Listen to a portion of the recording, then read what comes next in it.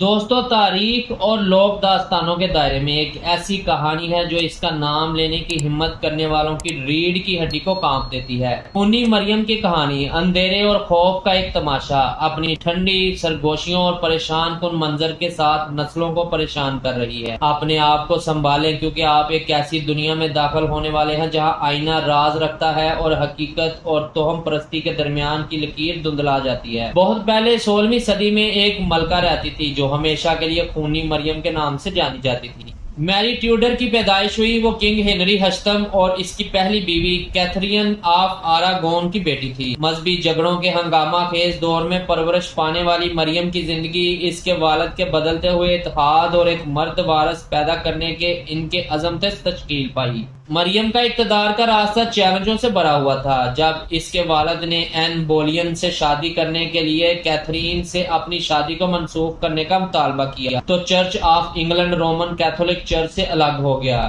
اس کا نتیجہ ایک مذہبی بغاوت کی صورت میں نکلا جسے انگلش ریفارمیشن کے نام سے جانا جاتا تھا۔ دوستو، جیسے جیسے مریم بڑی ہوئی اس نے خود کو اپنے زمانے کے مذہبی انتشار میں الجھا ہوا پایا۔ اس کا کٹر کیتھولک عقیدہ انگلینڈ کے بدلتے ہوئے مذہبی منظرنامے سے ٹکرا گیا جہاں پروٹسٹنٹ ازم زور پکڑ رہا تھا۔ جب مریم کی والدہ کو ایک طرف ڈال دیا گیا اور اس کی شادی کو باطل قرار دیا گیا تو اسے ایک کمینے قرار دیا گیا اور اس نے اپنی ماں کے ایمان کو اپنا خیال کیا۔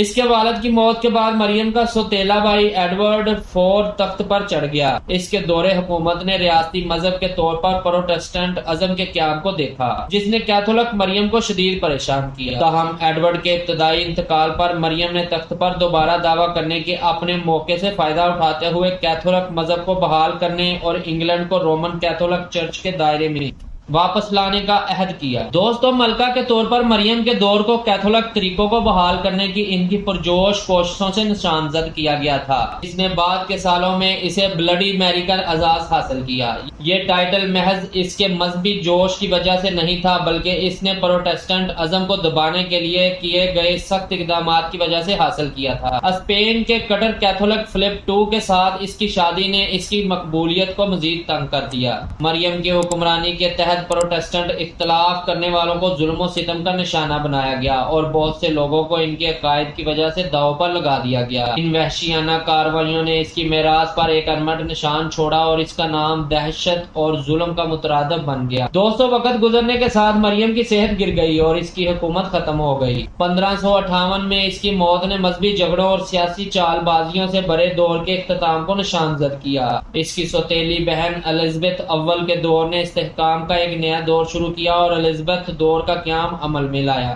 دوستو، صدیوں کے دوران خونی مریم کی کہانی لوک داستانوں کے دائرے میں اپنی زندگی کو اپنانے کے لیے تاریخی ریکارڈ سے آگے نکل گئی ہے۔ آئینے کے سامنے کھڑے ہو کر اس کا نام 3 بار کہنے کی سرگوشی کی رسم اس یقین کے ساتھ کہ اس کا بھوت ظاہر ہو جائے گا نوجوانوں اور متجسسوں کے لیے بہادری کا امتحان بن گیا۔ جیسا کہ آپ خونی مریم کی کہانی پر غور کرتے ہیں، یاد رکھیں کہ تاریخ اور افسانہ اکثر آپس میں جڑے رہتے ہیں۔ ہر دھاگا انسانی کہانیوں کے تانے بانے میں گہرائی اور اہمیت کا اضافہ کرتا ہے۔ مریم ٹیوڈر کی میراث ایک ملکہ جو اس کے عقیدے اور یقین سے چلتی ہے، تاریخ کے صفحات پر طاقت، عقیدے اور کسی کے اعمال کے پائیدار اثرات کی پیچیدگیوں کی واضح یاد دہانی کے طور پر کام کرتی ہے۔